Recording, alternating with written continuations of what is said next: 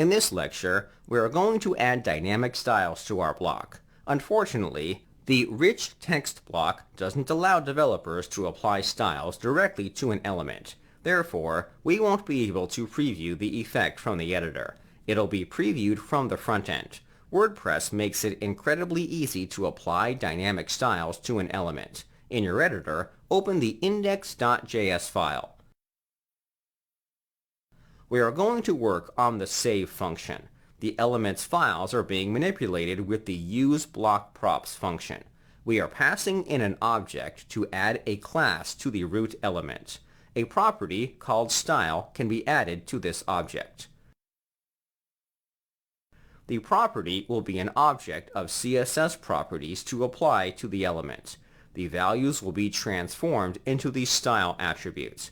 There are various ways to add an underline effect. For this example, I decided to use a background image. Let's add a property called background image.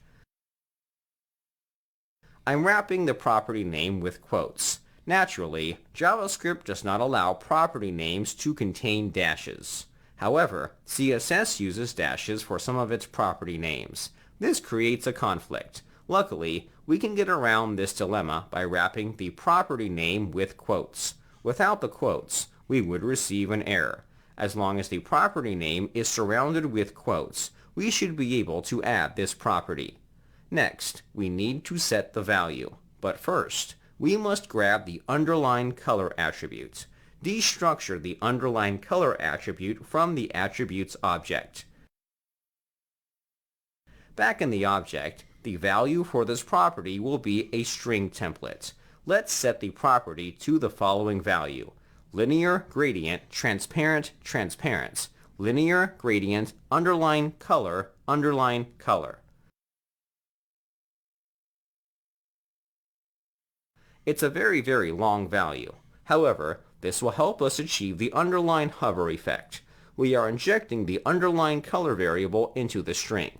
After making those changes, our block should be ready. Let's refresh the editor in the browser. You may need to add the block again.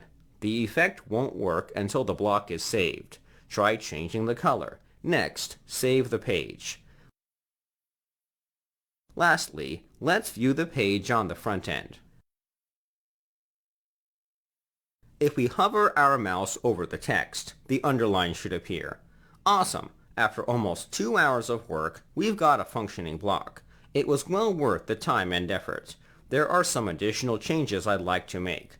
Let's get into optimizations in the next set of lectures. I'll see you there.